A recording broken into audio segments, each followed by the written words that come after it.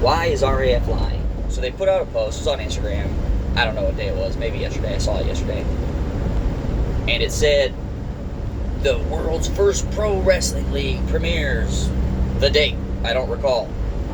And that's not verbatim. It's off the top of my head. But why would they say that? Like, they know they're not the world's first professional wrestling league, right? Like, it's very clear. You can look, maybe, not even league. There was Real Pro Wrestling, which was a league. I mean, you could kind of argue, like, Beat the Streets isn't a league. Maybe those flow cards, the Spencer Lee Masa Nosuke Ono card was not a league. The RTC duels weren't a league. I think it's called Street League. So, by stalemates? So maybe that is a league. I don't know. They've had multiple matches. They were good.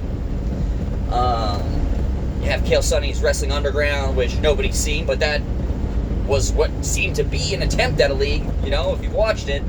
So I just don't know why they would say that, and why they're saying that to their fan base, who is honestly probably a bunch of bees, people who know all this. They've watched a bunch of it. They've watched Beat the Streets. They've watched Street League. They've probably not watched Kale Sonny's Wrestling Underground because they didn't want to torture themselves. Maybe they watched the RTC duels. They've almost certainly watched that flow card with Spencer. That was a very, very good wrestling card. So, why? I don't understand. Oh, Claw! Jeez! Forgetting Claw, which I am intending to watch, but have not. Claw's out there. So what? Like, right now, Claw's out there. So what is is that what it is? RAF is... They're trying to stun on Claw? I don't think you need to, unless your ideas are as bad as theirs. Claw... I haven't watched it. I want to watch it. But from what I'm seeing, they are making a lot of silly mistakes that I've seen other companies make. You know what I mean? I don't know why we need the overly cartoonish, childish mascot thing.